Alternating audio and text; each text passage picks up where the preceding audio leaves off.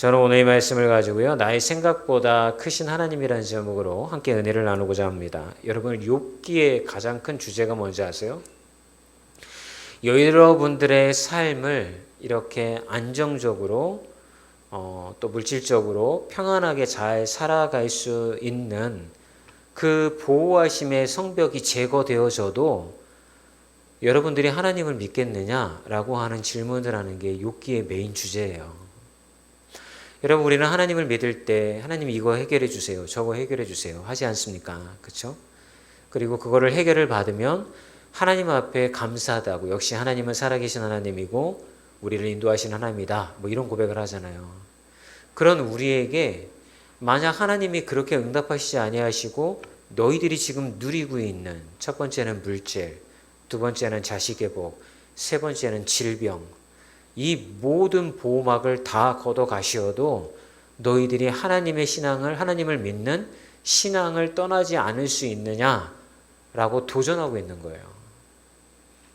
여러분 어떠세요? 그 세 가지, 질병, 물질, 자녀, 하나님이 다 걷어 가셔도 그래도 여러분 하나님 믿으실래요?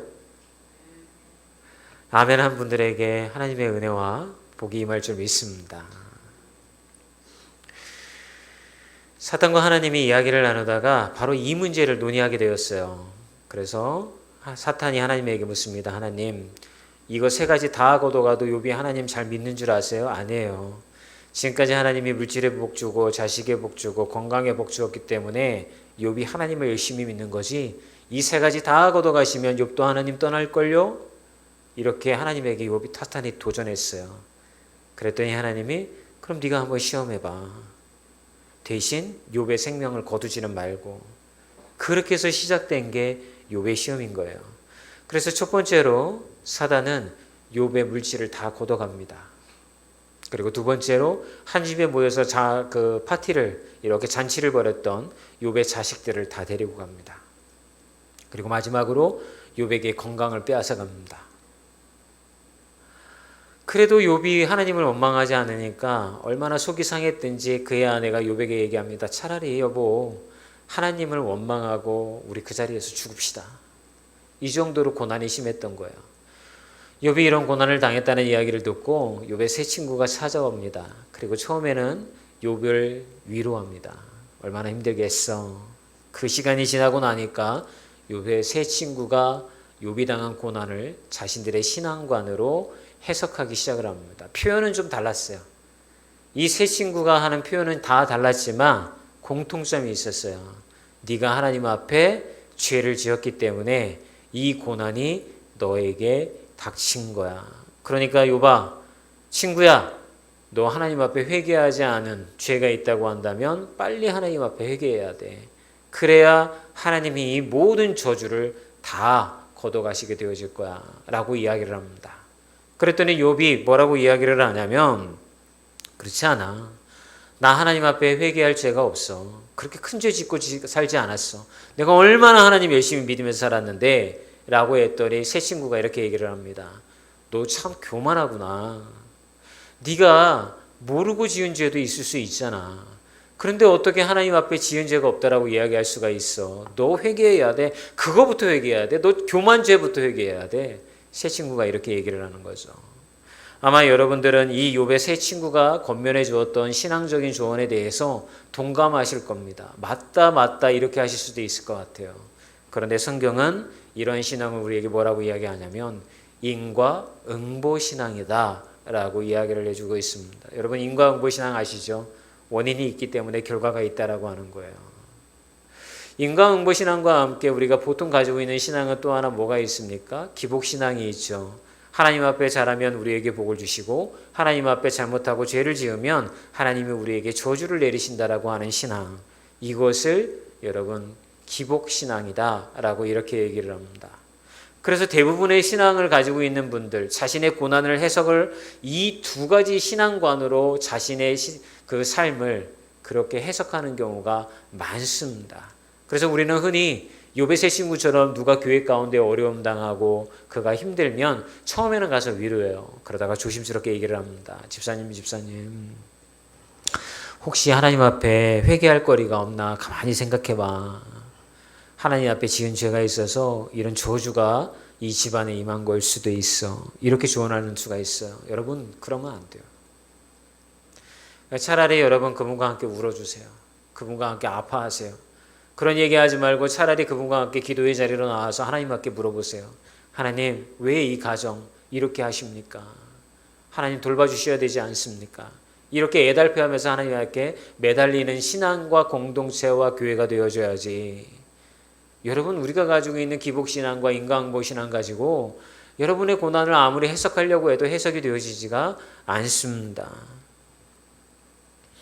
그런데 이 인과응보신앙과 기복신앙이 문제가 없는 거라고 하는 이유는 뭐냐면, 우리가 그렇게 느끼는 이유가 뭐냐면 100% 틀린 거는 또 아니기 때문에 그런 거예요. 성경에서 이야기하기를 하나님은 공의로우신 분이고 우리의 행위에 대한 결과도 있다는 것을 성경이 가르쳐주기 때문에 우리가 그거를 쉽게 우리의 삶을 해석해내는 도구로 사용하는 이유입니다. 하지만 이런 신앙의 문제는 뭐가 문제냐? 하나님에 대해서 오해를 하게 만들 것 같아요. 여러분, 인과응보신앙 원인이 있기 때문에, 죄 지었기 때문에 저주받았고 하나님 앞에 잘못했기 때문에 저주받았고, 이런 신앙을 가지게 되어지면 하나님을 여러분들은 어떻게 느끼게 되어지는 줄 아세요?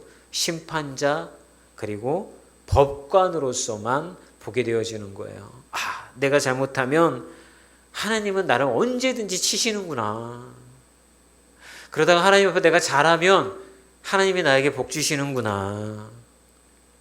근데 이 신앙의 문제는 뭡니까? 하나님의 뜻이 중요한 게 아니라 우리의 행동에 따라서 복과 저주가 임한다는데 갇히게 된다는 것입니다. 여러분, 그런 신을 믿으면 어떨 것 같아요? 숨을 쉴 수가 없어요. 근데 이 설교를 할 때마다 아이들과 우리의 자녀와 나를 비교해서 설명을 합니다. 여러분, 자녀들 말 잘 듣게 하려고 하면 제일 효과적인 방법은 뭘까요? 매일 때리면 돼요. 잘못할 때마다 때리세요. 그러면 그 아이는 엄마의 눈치를 살살, 아빠의 눈치를 살살 보면서 말을 기가 막히게 듣습니다. 그렇지 않겠어요? 근데 여러분, 우리는 그렇게 하지 않잖아요. 나중에 그 아이는 커서 어떻게 합니까? 자신의 꿈은 이 집을 빨리 벗어나는 거야. 이런 부모 곁을 떠나서 이런 어떤 눈치 보거나 매 맞거나 이런 데가 아니라 자유롭게 살아갈 수 있는 걸 꿈꾸면서 내가 크기만 해봐라, 내가 기필코 복수하리라, 이런 생각하지 않겠어요? 하나님이 여러분들을 대하시는 태도도 똑같은 거예요.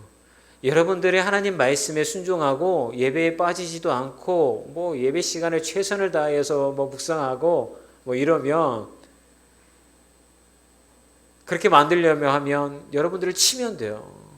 주일날 예배 빠지고 어디 놀러 갔는데 차 사고 나게 만들고, 암 걸리게 만들고, 여러분들이 폭삭 망해가지고서 가족들이 함께 살지 못하게 만들어서 뿔뿔이 흩어지게 만들고, 여러분, 이렇게 하면 어느 누가 예배 빠지겠어요?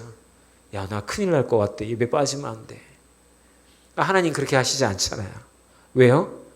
그런 하나님이 아니시기 때문에 그런 거예요.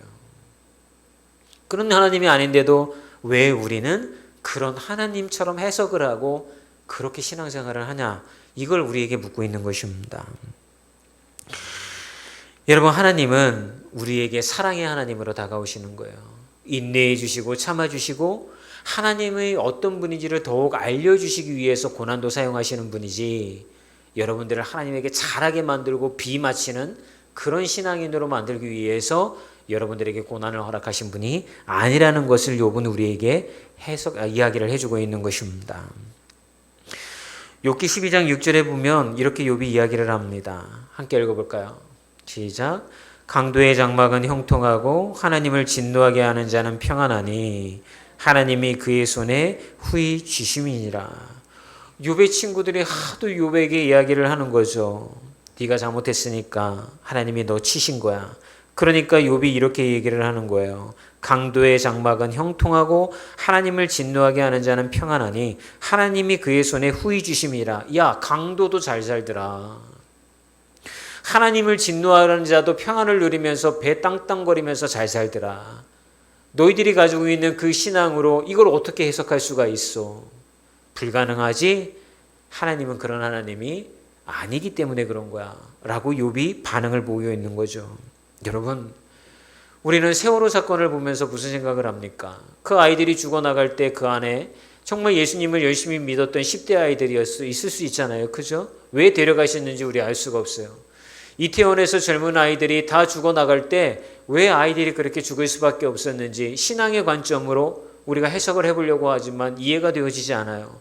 그때 죽은 아이들은 예수님 잘 안 믿고 교회 가서 기도해야 될 그 금요일 날 밤에 거기 나가서 환락과 여러분 그런 데에 있었기 때문에 하나님이 치셔서 죽은 겁니까?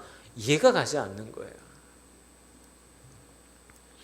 욥은 그것이 이해가 되어지지 않기 때문에 더 이 고난에 대하여서 내가 하나님과 둘 사이에 깊이 묵상해보고 너희들에게 이야기해 주겠다. 그러나 한 가지 확실한 것은 하나님은 사랑의 하나님이시다. 이런 이해를 가지고서 그는 끊임없이 3장에서부터 31장까지 하나님에게 질문을 던집니다.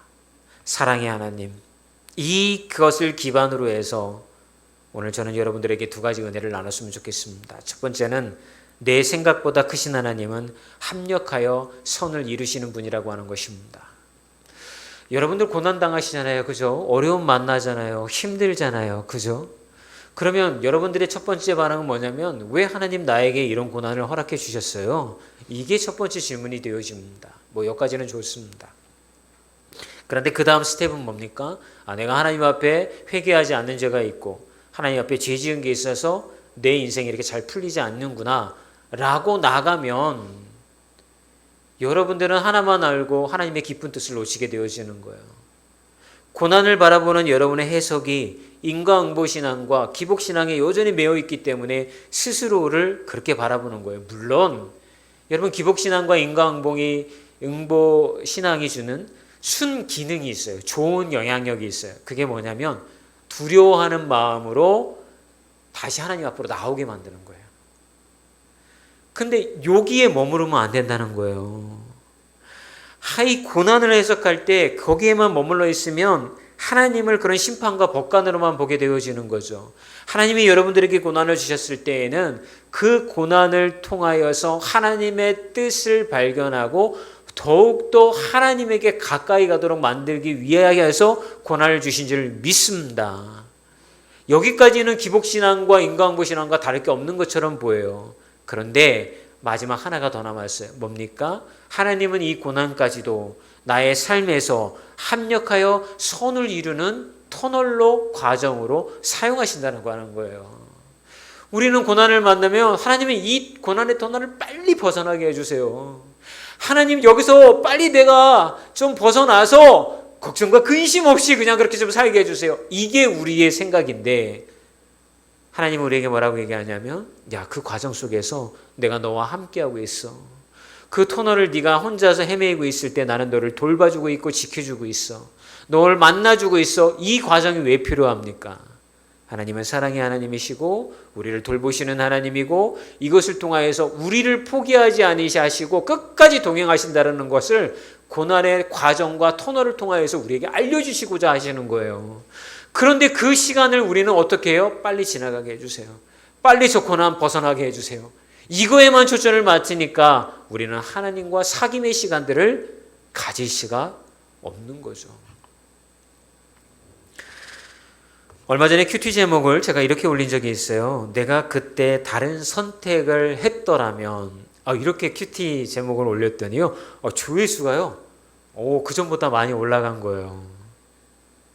왜 이럴까요? 사람 마음은 다 똑같은 거예요. 과거에 어떤 상황이 있었다고 한다면 과거의 선택에 대한 후회가 누구에게나 있기 때문에 여러분 그 큐티 제목이 관심을 갖게 만든 거죠. 여러분 내가 그때 다른 선택을 했더라면 하고 바꾸고 싶은 게 첫 번째 뭔가요? 뭐예요? 만약 그때로 돌아가서 내가 다시 선택할 수만 있다고 한다면 바꾸고 싶은 게 뭐가 있으세요? 괜찮아요? 얘기하셔도 돼요. 편안하게 얘기하셔도 됩니다. 남편? 아내? 또 우리는 이런 생각할 수가 있죠. 그때 내가 그 결정을 하지 않았다고 한다면 이렇게 내가 경제적으로나 삶이 어려워지지 않았을 텐데, 뭐 이런 거 있을 수 있죠. 학생들이나 청년들은 어떨까요? 그때 내가 열심히 공부했었더라면 내 인생이 조금 달라지지 않았을까? 내가 그 직장을 가지 않았더라면 뭐 하여튼간 뭐 수만 가지가 우리에게 놓일 수가 있겠죠. 근데 이제 조심해야 돼요. 내가 이 기회를 만나지 않았더라고 한다면 뭐 이런 건 없을 것 같아요. 그죠? 공통점은 뭐예요? 과거의 선택에 대한 후회와 현재 삶에 대해서 불만이 있다는 거죠. 근데 그러다 보니까 다시 선택의 기회가 주어진다고 한다면 우리는 불안한 거예요. 왜냐하면 선택이 나의 인생을 좌우한다는 걸 알기 때문에 가장 나에게 이로운 선택을 하고 싶은 거예요. 그러니까 기도하게 되어지는 거죠. 하나님, 겉으로 포장은 이렇게 해요. 나에게 가장 최선의 것을 주시옵소서 라고 기도하지만 그걸 나의 말로 번역을 하면 하나님, 내가 손해보지 않는 선택을 내가 할 수 있도록 해주시고 내가 가장 나에게 유익이 되어질 수 있는 것을 선택하게 해주세요 라고 하는 것을 포장해서 하나님 앞에 나에게 가장 하나님이 원하시는 것을 주세요 라고 기도하고 있는 거죠. 근데 이렇게 긴장하면서 기도하지만 하나님이 늘 응답하시는 건 아니더라고요. 그래서 응답되어지지 않을 때 우리는 스스로 결정을 하는, 그렇게 선택해야 되는 순간들이 다가오게 되어집니다. 그때 우리는 고민에 빠지죠. 정말 내가 올바른 결정을 한 것일까? 내가 바른 선택한 걸까? 이게 하나님이 원하시는 길이 맞을까? 이렇게 고민하지만 속내는 뭐예요? 이게 혹시 이 선택한 게 나에게 손해가 되어지는 거 아닐까? 이러면서 자신이 없어지게 되어지는 거죠. 그런데 여러분, 믿음은 그런 게 아니에요. 하나님은 여러분들을 손해보지 않게 하신 줄 믿습니다. 잘못된 선택이 잘못된 결과로 끝나게 하지 않으시는 게 하나님이에요. 그게 오늘 본문 16절에서부터 그 말이 담겨져 있어요. 우리 16절에서 18절까지 한번 읽어볼까요? 시작. 능력과 지혜가 그에게 있고 속은 자와 속이는 자가 다 그에게 속하였으므로 모사가 벌거벗겨 끌어가시며 재판장을 어리석은 자가 되게 하시며 왕들이 맨 것을 풀어 그들의 허리를 동이시며, 모든 게 하나님의 주권 안에 속해 있다라고 욥은 고백하고 있는 게 바로 이 말인 거예요. 또한 여러분, 로마서 8장 28절은 우리에게 뭐라고 이야기를 하고 있습니까? 읽어볼까요? 우리가 알거니와 하나님을 사랑하는 자 곧 그의 뜻대로 부르심을 입은 자들에게는 모든 것이 합력하여 선을 이루느니라. 여러분, 우리의 생각보다 크신 하나님이라는 뜻은 무슨 의미예요?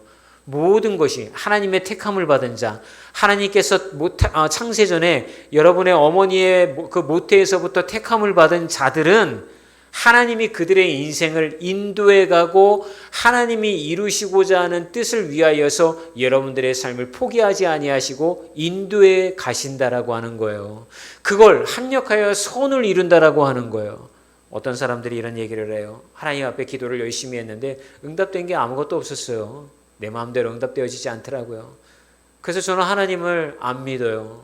그거보다 교회를 떠나지 않는 사람들은 또 어떻게 얘기해요? 머리로는 목사님 이해해요. 그래서 내 가슴으로는 동의가 안 돼요. 하나님이 정말 나의 하나님이면 내가 그 고통에서 힘들어하고 기도할 때 내가 원하는 대로 응답해주고 내 문제 풀어주고 다 해결해서 나 지금 평안하게 살게 해주셔야 되는데 하나님 그렇게 해주셨지 않았잖아요. 그러니까요, 목사님 설교 들어도요, 머리는 이해는 가는데 가슴으로는 내려오지 않아서 하나님이 정말 나의 하나님인지 믿어지지가 않아요. 맞는 말이에요. 맞는 말이에요. 저 동의합니다. 그런데 믿음이라는 게 뭐예요? 내가 믿겨지기 때문에 믿는 거예요? 아니, 성경은 우리에게 이렇게 얘기해요. 하나님의 말씀에 의해다가 나의 생각을 얻는 거예요. 믿어지기 때문에 믿는 게 아니라 선포되어졌기 때문에 그것을 그냥 받아들이는 거예요. 하나님이 그렇게 하시겠다고 약속해 주셨기 때문에 거기에 나의 삶을 드리는 거예요. 그런데 우리는 뭐라고 얘기해요? 욥처럼 이렇게 얘기해요. 하나님, 이 고난이 왜 나에게 왔는지 제발 나를 이해시켜 주세요. 그러면 제가 이 고난을 받아들일게요. 여러분, 우리가 욥과 똑같은 마음 아닙니까? 나의 인생에 하나님 왜 이렇게 되는 게 아무것도 없어요? 왜 이렇게 힘들어요? 이런 어려운 시간들을 나에게 허락하신 이유가 있을 거예요. 설명 좀 해주세요, 하나님. 그러면 내가 이해할 수 있다니까요. 저 이해하면 어떻게 해서든지 하나님 뜻을 따라서 갈 수 있어요. 이게 우리의 외침이란 말이에요. 그런데 하나님은 그렇게 하시지 않는다는 게 문제예요. 우리를 이해시키지 않아요. 그렇기 때문에 여러분들이 무엇을 선택해야 되는 순간이 있다고 한다면 두려워하지 마십시오. 여러분들은 하나님의 품 안에 있는 자들이에요. 하나님이 포기하시지 않는 자들이에요. 여러분들이 고난의 통로를 지나고 있다고 하더라도 절망하지 마세요. 왜요? 그 과정은 하나님의 뜻을 알게 하고 하나님과 친밀한 사귐을 위한 시간인 거예요. 그 고난을 고난으로 끝나게 하지 않으시는 분이 우리 하나님이라고요. 그러니까 하나님에게 자꾸 이거 빨리 지나가게 해달라고 기도하지 마세요. 오히려 그보다 이렇게 기도해야 되는 거죠. 하나님 뜻이 무엇입니까? 이것들을 통하여 저에게 깨닫게 하시기를 원하시는 게 무엇입니까? 저의 마음이 거기에 이를 수 있도록 하나님을 깊이 묵상하는 시간으로 여러분들이 그거를 만드셔야 되는 거예요. 벗어나게 해주세요. 통과시켜 주세요. 짧게 만들어 주세요. 이 기도가 아니라 이 과정을 통하여서 내가 하나님을 깊이 이해할 수 있게 해주세요 라고 하면 그 고난의 시간이 줄어들게 되어지는 거예요. 왜요? 하나님의 목적은 하나님을 알려주시는 거예요. 근데 깨달았잖아요. 그럼 어떻게 하겠어요? 야, 너 정말 테스트 통과. 야, 너 많이 컸다. 다음 단계로 더 깊은 고난으로 하나님이 그 인도해 가실 줄 믿습니다.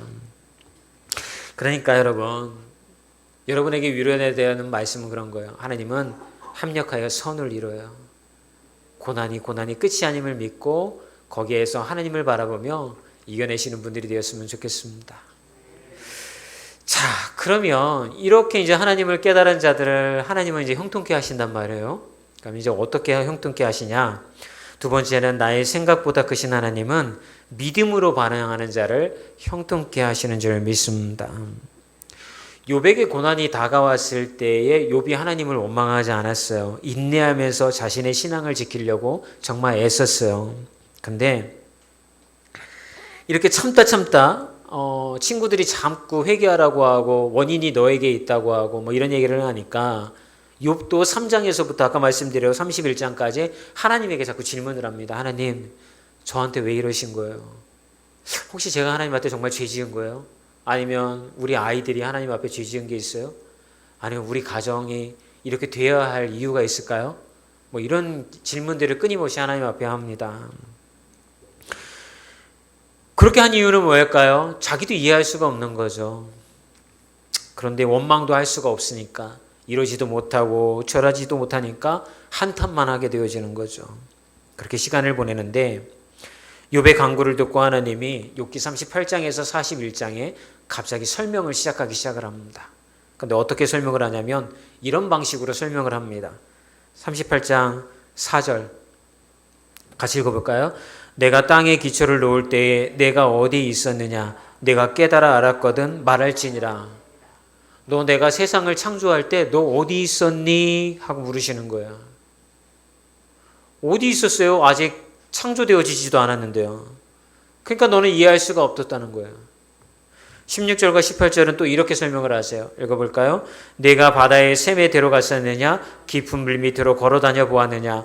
땅의 너비를 내가 측량할 수 있느냐? 내가 그 모든 것들을 다 알거든 말할지니라. 너 가서 바다 봤지? 이 넓은 바다의 물이 어디로부터 나왔는지 너 이해가 되어져? 파도가 칠 때 바다가 육지와 경계선이 있어서 물은 거기까지 이루고 땅은 어디서부터 시작되어진 거 누가 정했는지 너 이해할 수 있어? 육지의 땅들이 얼마나 넓은지 네가 감히 측량할 수 있어? 내가 너한테 이 모든 거 설명해 준다고 그래서 너 이해할 수 있어? 이렇게 물으시니까 욥이 뭐라고 합니까? 42장 2절 그리고 5절과 6절에 욥이 이렇게 얘기합니다. 시작. 욥이 여호와께 대답하여 이르되 주께서는 못하실 리 없사오며 무슨 계획이든지 못 이루실 것이 없는 줄 아오니 5절에 내가 주께 대하여 귀로 듣기만 하였사오니 이제는 눈으로 주를 배움나이다. 그러므로 내가 스스로 거두어드리고 티끌과 제 가운데에서 회개하나이다. 욥이 무릎을 딱 꿇는 거예요. 하나님, 그 전까지는 어떻게 했어요? 하나님 설명 좀 해주세요. 나 왜 이렇게 힘들게 살아야 되는데요? 하나님 저한테 왜 이러신 거예요? 설명 좀 하면 제가 이해할 수 있어요. 이런 태도를 지녔던 욥이 하나님이 그 설명을 듣고 나서 무릎을 꿇고, 그렇죠 하나님, 제가 그 설명 듣는다고 그래서 나에게 다가온 이 고난의 뜻을 제가 이해할 수가 있겠습니까? 없지요. 제 머리로 그게 하나님이 설명해 주신다라고 깨달을 수 있을까요? 없죠. 라고 하면서 무릎을 꿇고 하나님 앞에 회개하는 장면이 바로 이 장면인 거예요. 여러분들은 우리도 똑같잖아요. 욥처럼 하나님 왜 이러시는데요? 라고 물어서 하나님이 여러분들에게 이래서 이런 거야 설명해 줘도요, 우리는 이해할 수가 없다고요. 왜 이렇게까지 하셔야 되는지 우리의 마음과 생각이 거기에 동의가 되어질 수가 없다고요. 그러므로 하나님 왜 이러시는데요? 라고 이야기하기보다는, 여러분 하나님은 내 생각보다 크신 분이야. 그리고 하나님은 이 모든 상황을 합력하여 선을 이루시는 분이야. 내가 해야 할 일은 여기에서 내가 믿음으로 거기에 반응하는 거야.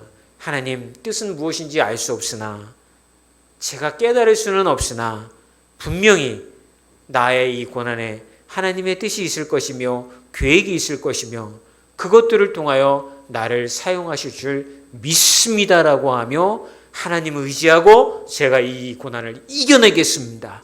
이 끝에는 반드시 하나님의 선하신 뜻이 열매 맺을 줄 믿습니다 라고 고난 앞에 굴복당하지 아니하고 하나님을 포기하지 않는 거예요. 이게 우리의 믿음이 되어야 될 줄 믿습니다. 창세기로 가보면 이 모습을 그대로 우리에게 보여주는 한 사람이 있어요. 아브라함이죠. 하나님이 아브라함에게 아들 이삭을 바치라고 합니다. 근데 하나님이 왜 절박한 심정 가운데로 아브라함을 밀어넣으셨을까요? 도대체 이렇게까지 밀어붙인 하나님의 의도는 무엇일까요? 하나님은 내 생각보다 더 크고 넓고 깊은 분이라고 하는 것을 아브라함에게 가르쳐 주시려고 하는 거예요. 왜냐? 아브라함은 믿음의 아버지가 되어줘야 되잖아요. 열방의 아버지로 서야 되잖아요. 그를 사용하셔야 되잖아요. 그러려면 여러분 하나님에 대한 이해가 아브라함에게 있어야 되는 거죠. 하나님은 남의 자식 달라고 하는 분이 아닌데 왜 달라고 하시는 걸까? 잠시지만 아브라함은 고민했을 거예요. 왜 이럴까?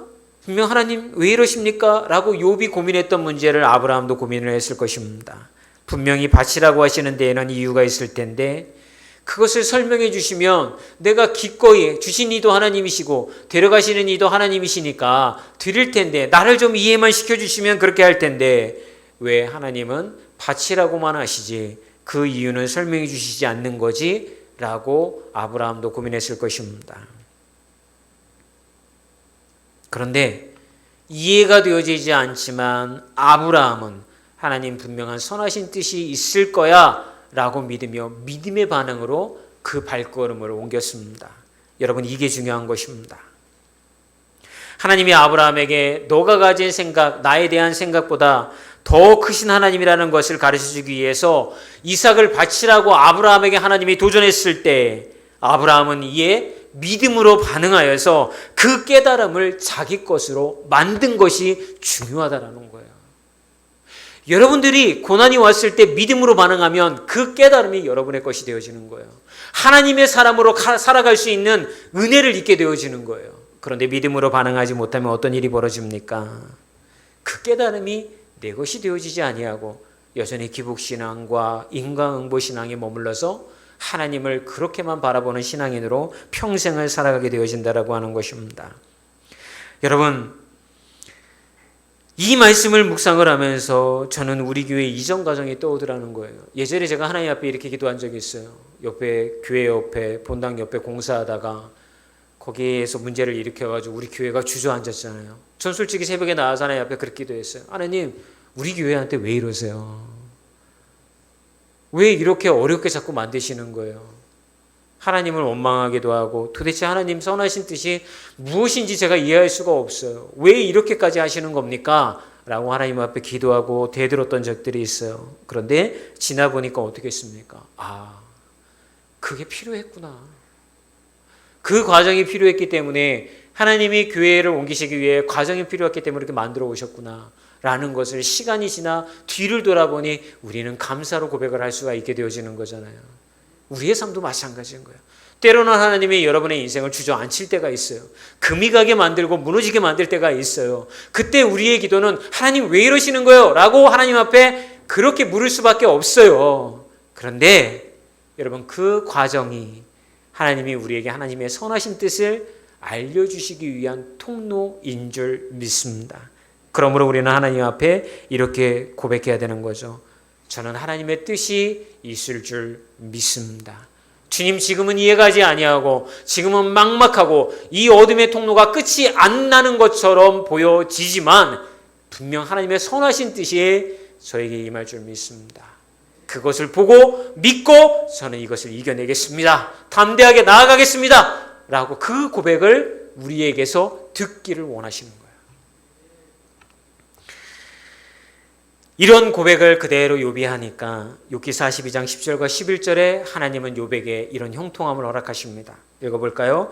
욥이 그의 친구들을 위하여 기도할 때 여호와께서 욥의 공경을 돌이키시고 여호와께서 욥에게 이전 모든 소유보다 갑절이나 주신지라 여호와께서 욥의 말년에 욥에게 처음보다 더 복을 주시니. 우리에게 가장 큰 복은 뭐냐면